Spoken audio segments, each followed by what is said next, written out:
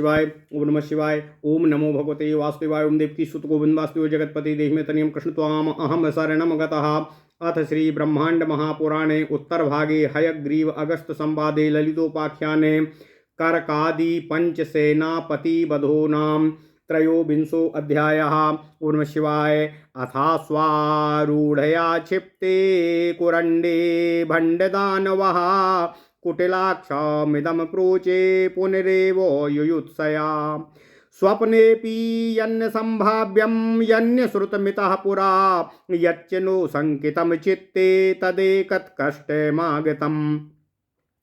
कुरण्ड दुर्मदौ सत्त्वो शालिनो भ्रातरौ हितो दुष्टदस्याः प्रभावोऽयं मायाविन्या महत्तरः। ओम नमः शिवाय। ओम नमः शिवाय। ओम नमः शिवाय। ओम नमो भगवते वासुदेवाय। ओम देवकी सुत गोविंद वासुदेव जगतपति देहिमे तनियम कृष्ण त्वाम अहम शरणम गतः।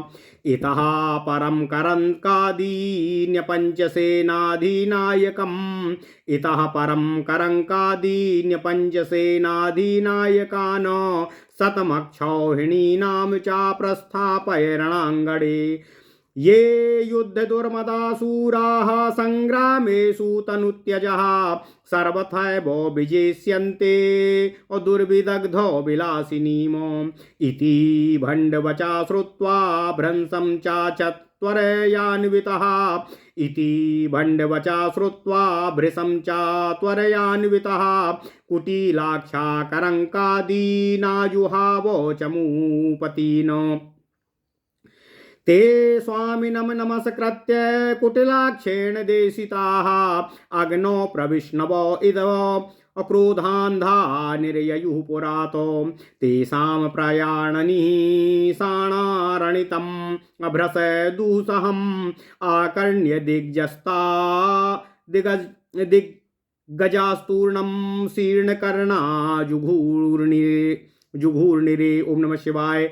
शतमक्षौहिणीनां च प्राचलत् केतुमालकम् उत्तरङ्गातुरङ्गादि बभो मत्तो मतङ्गजम्। हेषामाणा हयाकीर्णं क्रन्दभटकुलोद्भवम् अब्रङ्घमाणो गजं गर्जोद्रथचक्रं चचाल ततो। चक्रनेमी हतक्षोणी रेणुक्षपतिरोचिषा बभूवे तुहिना सारच्छन्ने नैव विवस्वताः। धूलिमयमिवाशेषो अमभवद्विश्वमण्डलम् क्वाचिच्छब्दमयं चैव निःसाण कठिनश्वनैः।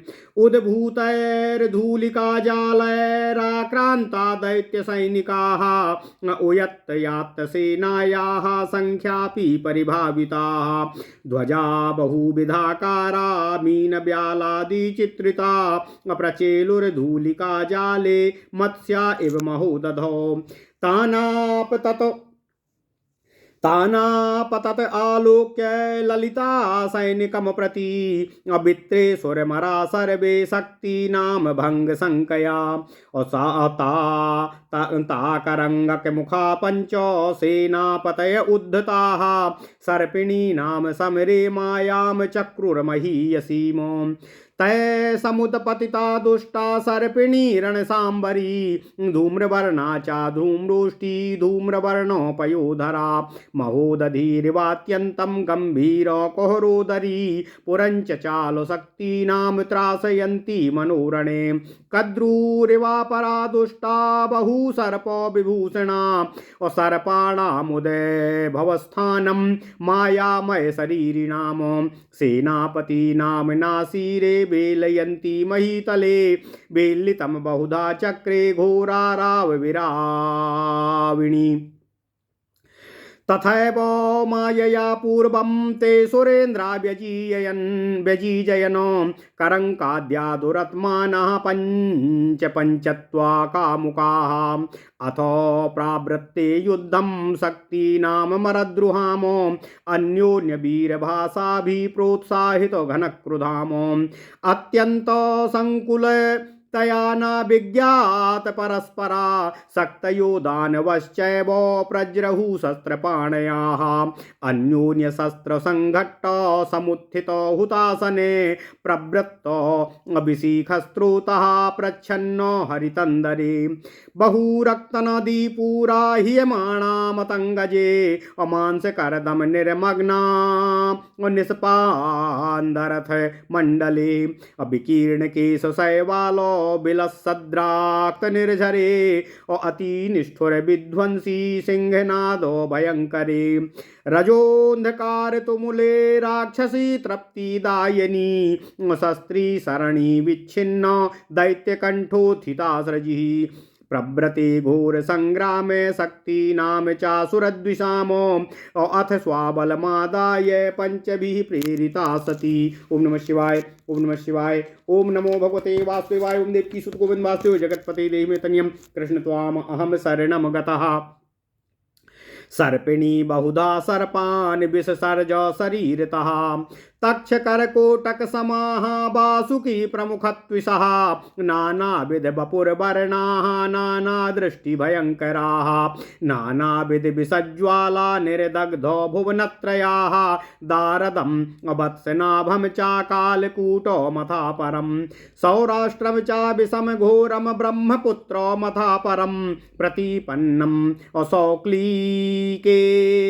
पान्यपि विषाणि च व्यालय स्वकीय बदनय बिलोलो रसनाद्वये अभिकीरान्तः शक्तिसैन्येभिः शश्रु सर्पिणी तनोः धूम्रवर्णा द्विबदना सर्पा अति भयंकराः सर्पिण्या नयन दुन्दा अदुत्थिता क्रोधदीपिता पीतवर्णा स्त्रिफणका दंष्ट्राभिर्विकटानना सर्पिण्या कर्णकुहरा दुत्थिता सर्पकूटयाः अग्रे पुच्छे चा बदनं धारयन्तः फणन्वितम् आस्यादा नीलवपुषः सर्पिण्या फणिनो भवनो अन्यैश्च बलवर्णाश्च चतुर्वक्राश्चतुष्पदा नासिका विविरात् तस्याः उद्गता उग्ररुचिषाः लंबमानो महाचरमा वृत्तिस्थूलपयोधरात् नाभिकुण्डाच्च बहवो रक्तवर्णा भयानकाः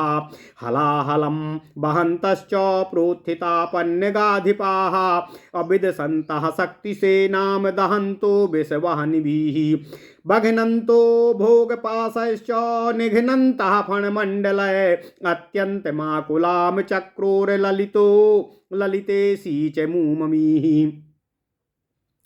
अखण्ड्यमाना अपि मुहुशक्तूनां शस्त्रकोटिभिः उपरयूपरि वर्धन्ते सपिण्डा प्रविसर्पिणः नश्यन्ति बहवः सर्पा जायन्ते चापरे पुनः एकस्य नाशसमये बहवोऽन्ये समुत्थिताः मूलभूता यतो दुष्टा सर्पिणी न विनश्यति अतस्तत्कृतसर्पाणां नाशे सर्पान्तरोद्भवः ततश्च शक्तिसैन्यानां शरीराणि विषानलैः अदह्यमानानि दुःखेन विप्लुतान्याभवान्नृडे किं कर्तव्याभिमूढेषु शक्तिचक्रेषु भोगिभिः पराक्रमं बहुविधं चक्रुस्ते पञ्चदानवाः करीन्द्रिगर्भ गर्दभ शतैर्युक्तं स्यन्दनमास्थिताः चक्रेण तीक्ष्णधारेण शक्तिसेनामर्दयत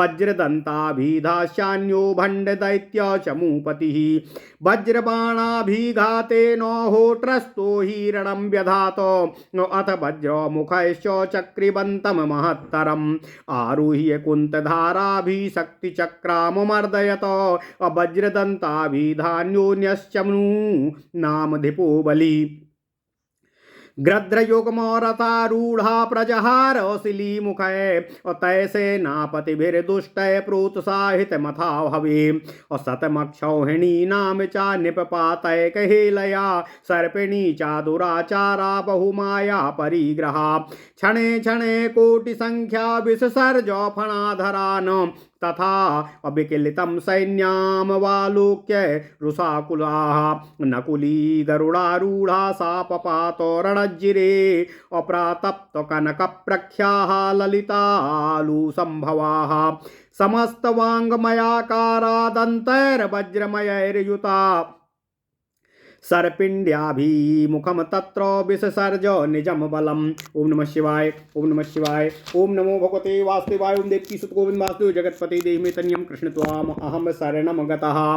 तथाधिष्ठित तुंगांसा पक्ष विक्षिप्त भूधरा गरुड़ः प्राचलद्युद्धे सुमेरुरिव जंगमः। सर्पिणी मायया जान्तर सर्पान् दृष्ट्वा भयानकान् क्रोध रक्ते क्षणम व्याप्तम नकुली विदधे मुखम। अथ श्री नकुली देव्या द्वात्रिंशद्कोटयाः द्वात्रिंशत्कोटयो जाता नकुला कनकप्रभा। इतस्ततः खण्डयन्ता सर्पिणी सर्पमण्डलं निजदंष्ट्राभिमिदनः नाशयन्तश्च तद्विषम्।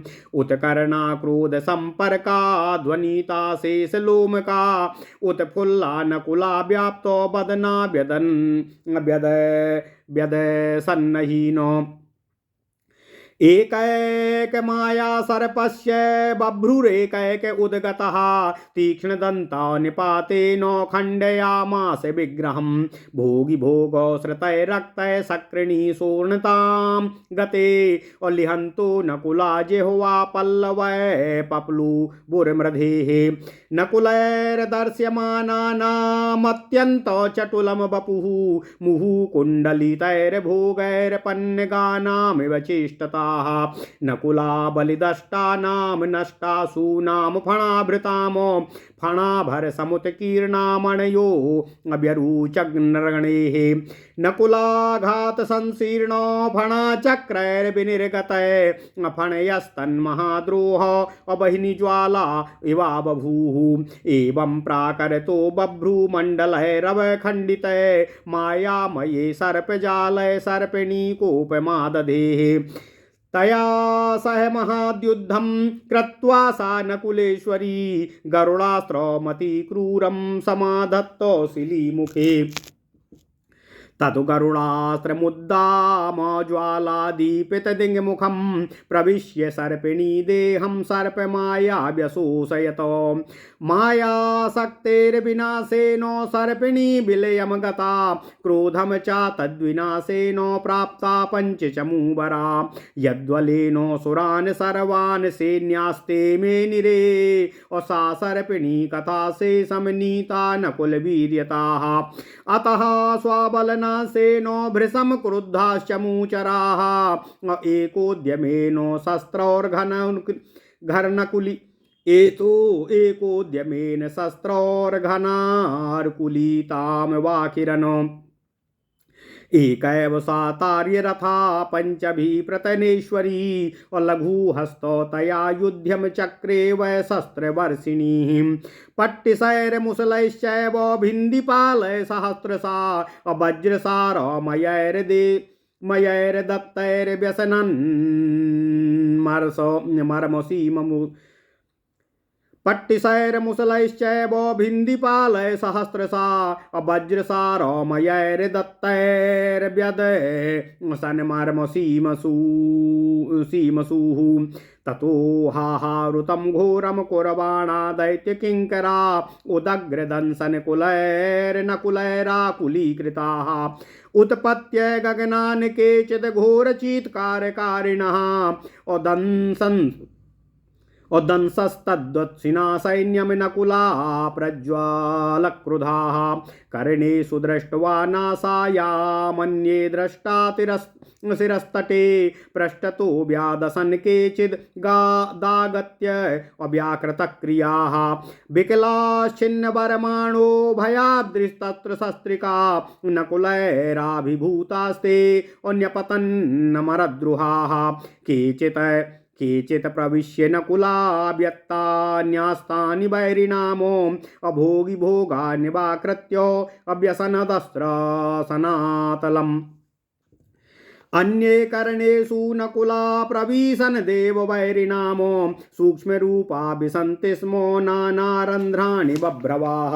ओम नमः शिवाय। और इति तैरभिभूतानि नकुलैरवलोकयन् और निज सैन्यानि दीनानि करङ्कः कोपमास्थिताः। अन्येऽपि चाचमूनाथा लघुहस्ता महाबला प्रतिबभ्रू असरस्तोमान् बभ्रसूर्वारिदा इव दैत्यसेनो प्रतिप्रौढा कोदण्डोत्थासिलीमुखाः बभ्रूणां दन्तकोटिषु कठोरघट्टनं व्यधुः चमूपति सरव्यूहैराहतेभ्यः परः सतय बभ्रूणां वज्रदन्तेभ्यो निश्चक्राम हुतासनः पञ्चामी ते अचमूनाथो विसृष्टैरेकहेलयाः अस्फुरत् फलैः सरकुलैर्बभ्रुसे नाम व्यमर्दयतो इतस्ततश्चमूनाथा विक्षिप्तो सरकोटिभिः अभिशीर्णगात्रा नकुला नकुली पर्यवारयनो अथ सा नकुली वाणी वाङ्मयस्यैकनायिका नकुला नाम परावृत्या महान्तं रोषमाश्रिताः अक्षिणीनाकुलं नाम महस्त्रं सर्वतोमुखम् अबहिनिज्वाला परिताग्रम सन्दधे असारङ्गधनवनी बदस्त्रस्त्रो विनिष्ठुत्या नकुला कोटि संख्यका वज्रांगा वज्रलोमानो वज्रदंष्ट्रा महाजवा वज्रसाराश्च निबिडा वज्रजाल भयंकरा वज्राकारैर्नखैस्तूर्णं धारयन्तो महीतलं वज्ररत्नो प्रकाशेनो लोचनेनापि शोभिता वज्रसम्पात सा दृष्ट्या नासाचीतकारकारिणाः मर्दयन्ति सुराराति सैन्यं दशनकोटिभिः पराक्रमं बहुविधं ते निरेनसः एवं नकुलकोटिभिर्वज्रघोरैर्महाबलै विन्नष्टा प्रत्यवयं विनेशुरदानवाधमाः एवं वज्रमयैर्बभ्रूमण्डले खण्डिते बले शताक्षौहिणीके संख्येते स्वामात्रावशेषिता अतित्रासेन रोषेण गृहीताश्च चमूबरा सङ्ग्राममधिकं तेनुः समाकृष्टो सरासनाः तैः समं बहुधा युद्धं तन्वानां नकुलेश्वरी पट्टिसेनो करङ्कस्य चिच्छेदो कठिनं शिरः काकवासितमुख्यानां चतुर्णामपि त्रैरिणाम उत्पत्त्योत्पत्त्यतार्क्षेण व्यलुनादशिना शिरः तादृशं लाघवं दृष्ट्वा नकुल्या श्यामलाम्बिकाः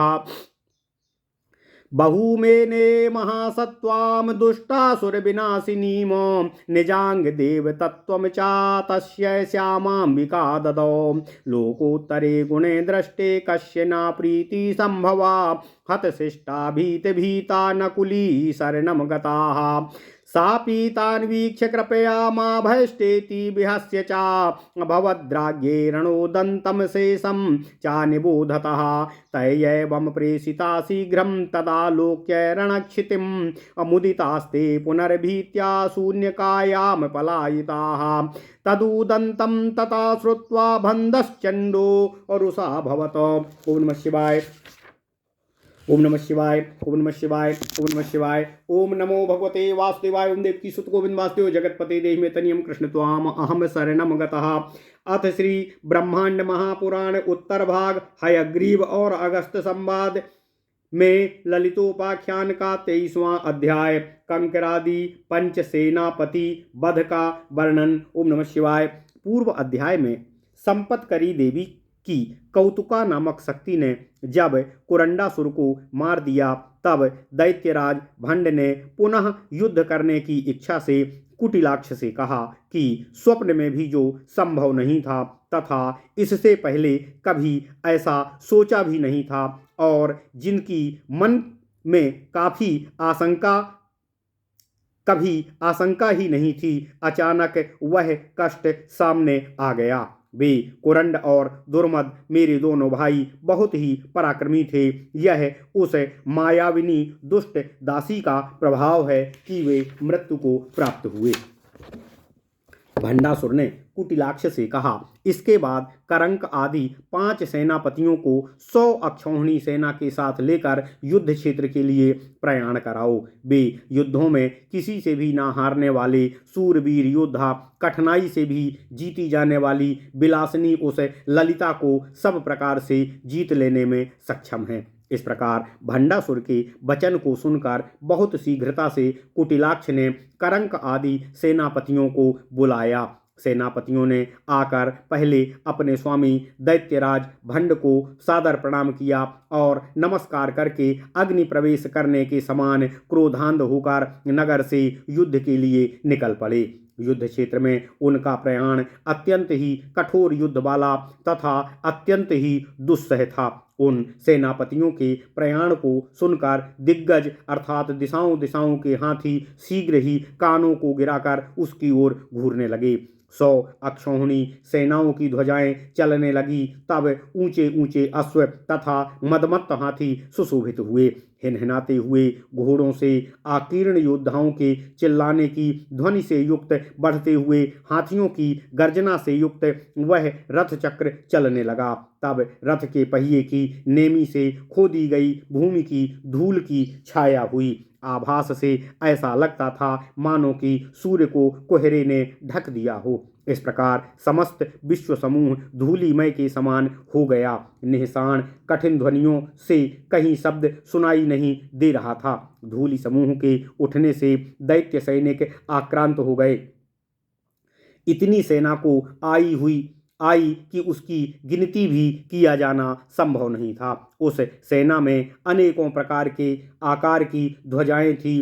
किसी पर मछली तो किसी पर सर्प आदि चित्रित थे। वे सब सेनाएं धूलियों में उसी प्रकार चल रही थीं जैसे कि समुद्र में मछलियां चलती हैं। उन सैनिकों की तो ललिता देवी की सेना की ओर आता हुआ देखकर देवताओं को यह भय हो गया कि कहीं शक्तियों की शक्ति भंग न हो जाए। वे करंक आदि 5 प्रमुख सेनापति बहुत ही अच्छे उद्धत सेनापति थे।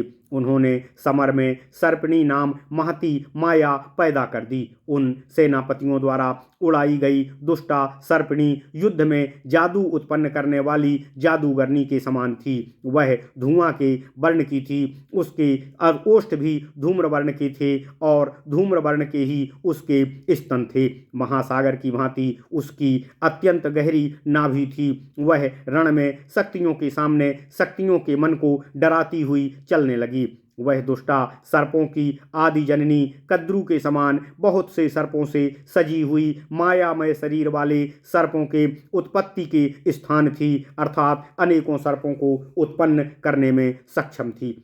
सेनापतियों के आगे पृथ्वी तल पर लौटती हुई अनेकों बार अनेक प्रकार से घोर शब्द करती हुई आगे बढ़ रही थी। उसी प्रकार पूर्व काल में माया ने उन करंक आदि 5 तत्वों के कामुक असुरेंद्रों को पैदा किया था।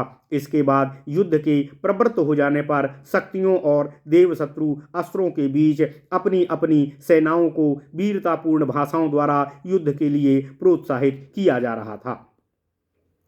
वे सब शक्ति और असुर इतने अधिक थे कि संकुल हो जाने के कारण परस्पर एक दूसरे को जान भी नहीं पा रहे थे। तब शक्ति सेना और दानव सेना दोनों ही अपने अपने हाथों में अस्त्र शस्त्र लिए हुए थे। तब वहां पर एक दूसरे को अस्त्रों से आघात के घनी रमण के कारण आग उठने लगी।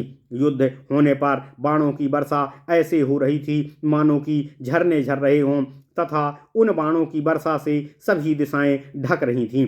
चारों ओर इतना रक्त बह रहा था कि रक्त की नदी सी बह निकली थी तथा वह रक्त की नदी इतनी गहरी हो गई थी कि मानो हाथी भी उसमें डूब जाए। मांध की कीचड़ के रथ डूब रहे थे, इसलिए उनकी गति मंद हो रही थी। जैसे कि किसी नदी में सिवार होता है, उसी प्रकार उस युद्ध स्थल में रक्त का इतना झरना बन गया जिससे मरने वाले असुरों तथा शक्तियों के बाल रक्त के स्रोत में शिवार बन रहे थे। वहां अत्यंत निष्ठुर विध्वंस उपस्थित हो गया तथा भयंकर सिंहनाद हो रहा था तथा धूलि के कारण भीषण अंधकार छा रहा था। शस्त्रधारी के शरण में विच्छिन्न हुए दैत्यों के कंठ से रुधिर निकल रहा था। इस उपर्युक्त प्रकार के असुरों और शक्तियों का घोर संग्राम प्रवृत्त होने लगा। ओम नमः शिवाय, ओम नमः शिवाय, ओम नमः शिवाय। अपने अपने बल को लेकर पांचों सेनापति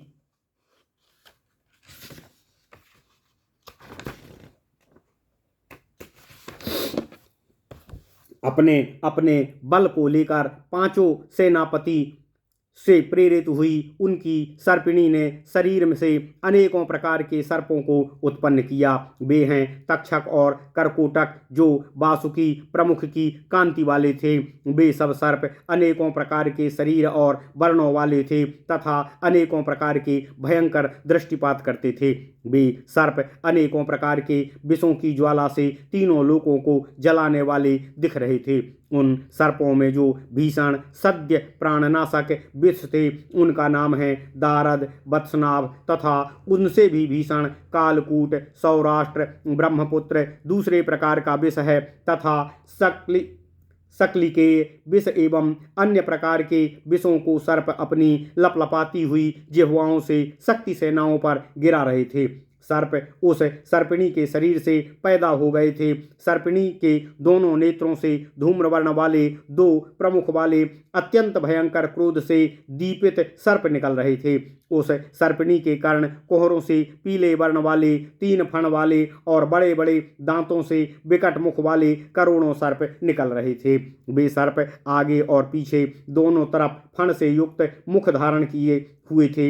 इस प्रकार उस सर्पिणी के मुख से खाने वाले नीले शरीर के अनेकों फणधारी सर्प उत्पन्न हुए। तब बल और वर्ण दोनों में ही भयंकर तथा चार मुख वाले और चार पैर वाले तथा उग्र क्रांति वाले सर्प उस सर्पिणी के नासिका छिद्रों से उत्पन्न हो रहे थे। उस सर्पिणी के लंबे तथा लटकते हुए महाचर्म वाले गोल एवं मोटे स्तनों से तथा नाभिकुंड से लाल रंग के बहुत से भयावह हालाहल को धारण करने वाले सर्पराज उठ खड़े हो रहे थे जो शक्ति सेना को डस रहे थे और अपने विष की आग से उन्हें जला रहे थे। वे सर्पगण अपने भोग पासों से शक्ति सेना को बांध रहे थे तथा अपने फणों को काट कर मार रहे थे। इस प्रकार इन सर्पों ने श्री ललितेश्वरी देवी जी की सेना को अत्यंत ही आकुल और व्याकुल कर दिया था। वैसे तो शक्तियों के करोड़ों अस्त्रों द्वारा वे सब खंडित भी किए जा रहे थे। शक्तियां अपने शस्त्रों से उन्हें काट रही थीं, परंतु ऊपर ऊपर भिंड पिंड के पिंड सर्प आगे बढ़ रहे थे। इस प्रकार बहुत से सर्प नष्ट हो जा रहे थे और पुनः पैदा हो जा रहे थे। एक के नष्ट होने के समय ही बहुत से अन्य सर्प जीवित होकर उठ खड़े हो रहे थे, परंतु मूलभूत जो कि पैदा करने वाली दुष्टा सर्पिणी थी वह नष्ट नहीं हो रही थी। इससे लगातार सर्प उत्पन्न होते जा रहे थे। अतः उसके बाद पैदा हुए किए गए सर्पों के नाश होने पर दूसरे सर्पों की सतत उत्पत्ति होती जा रही थी। उसके बाद शक्ति सेना के सैनिकों के शरीर सर्पों के विष की अग्नि द्वारा जला दिए जा रहे थे। अतः युद्ध स्थल में शक्ति सेना दुख से पूरी तरह विलुप्त होती जा रही थी। इस प्रकार उन सर्पों द्वारा शक्ति की सेना किन कर्तव्य विमूढ़ सी हो गई। उन्हें समझ में नहीं आ रहा था कि इन परिस्थितियों में क्या करें क्या ना करें। ऐसी स्थिति में उन पांचों दानवों ने अनेक प्रकार के पराक्रमों का प्रदर्शन किया। करींद्री 100 गधों से युक्त रथ पर बैठकर तीक्ष्ण धार वाले चक्र से शक्ति सेना को मारने लगा। वज्रदंत नाम का भंडासुर का अन्य सेनापति ऊंट से ही वज्रबाण के अभिघात से ही रण को कोलाहल मचाए हुए था। इस प्रकार वज्रमुख जो महान चक्र को धारण किए हुए था उसने भालों की तेज धाराओं से शक्तियों के शक्ति चक्र पर चढ़कर शक्ति चक्र का मर्दन कर दिया था। वज्रदंत नाम का एक अन्य असुर सेना का बलवान सेनापति था। वह 2 गृध्यों के रथ पर चढ़कर बाणों की सतत वर्षा कर रहा था। इस प्रकार उन दुष्ट सेनापतियों द्वारा प्रोत्साहित 100 अक्षौहिणी सेना युद्ध में एक साथ शक्ति सेना पर टूट पड़ी थी। दुष्टा सर्पिणी बहुत सी माया करने वाली थी। वह क्षण भर में करोड़ों की संख्या में फणधारी सर्पों को उत्पन्न कर रही थी। उसी प्रकार जब शक्ति सेना को अत्यंत व्याकुल हो गई, तब उस सेना को व्याकुल देखकर नकुली देवी गरुड़ पर सवार होकर रण क्षेत्र में उतर गई। वह नकुली देवी आग में तपे हुए सेना के सोने के समान थी तथा उसे श्री ललिता देवी ने ही उत्पन्न किया था। वह समस्त वांग्मय के आकार वाली वज्र के समान कठोर दांतों वाली थी। वहां सर्पिणी के सन्मुख उस नकुली देवी ने अपना बल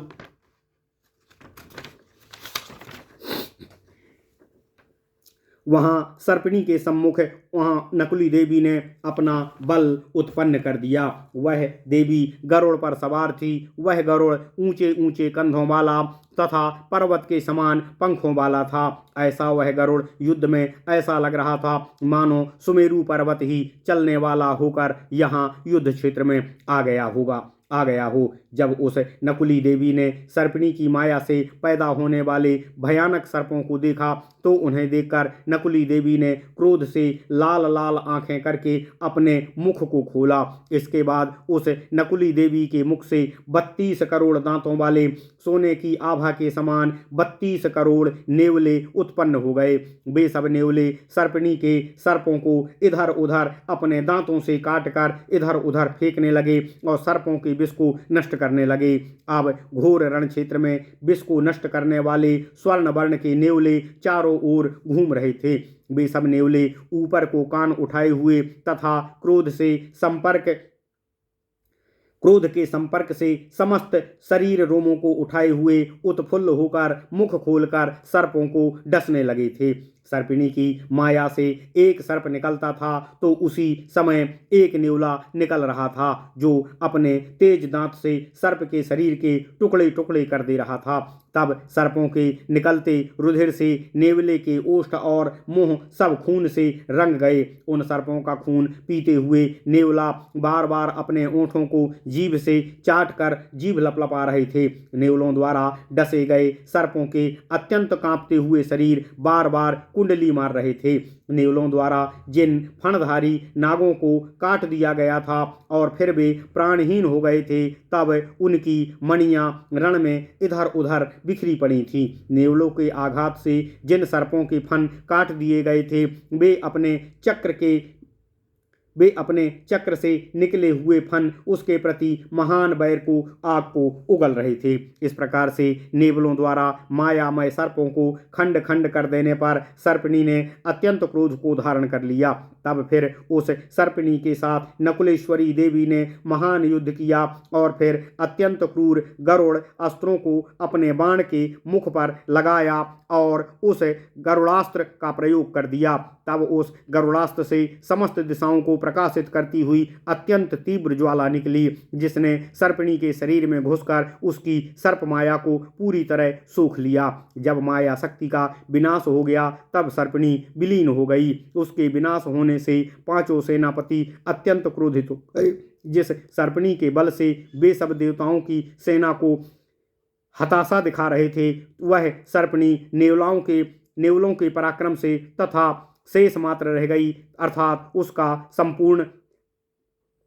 शरीर निःप्राण हो गया। इसलिए अपने बल के नाश होने के कारण भंडासुर के सेनापति अत्यंत क्रोधित हो गए। तब उन्होंने एक उद्यम रूप में नकुली देवी अनेकों शस्त्रों की बौछार करने लगी। उस अकेली सेना की स्वामिनी नकुलेश्वरी देवी तार्क्ष रथा के पांचों के साथ लघु हस्ततया अर्थात हल्के हाथों से शस्त्र वर्षा करते हुए युद्ध करने लगी। हजारों पट्टिस, मूसल और भिंदीपालों तथा वज्रसाल के समान कठोर दांतों से उनने सेना के ऊपर मर्म स्थलों पर प्रहार किया। उसके बाद दैत्य किंकिर हाहाकार करते हुए तेज दांतों वाले नेवलों द्वारा व्याकुल कर दिए गए। कुछ नेवले उड़कर आकाश से घोर चीत्कार की ध्वनि करते हुए क्रोध से जलते हुए दैत्य सेना को दांतों से काट रहे थे। कुछ नेवले दैत्यों के कानों को काटते थे तो कुछ उनकी नाक को काटने लगते थे, तो दूसरे नेवले उनके सिर पर काट रहे थे। कुछ पीठ पर काटते थे। इस प्रकार वे नेवले शत्रुओं को व्याकृत कर रहे थे, अर्थात सभी शत्रुओं की आकृति को विकृति बनाकर बिगाड़ रहे थे।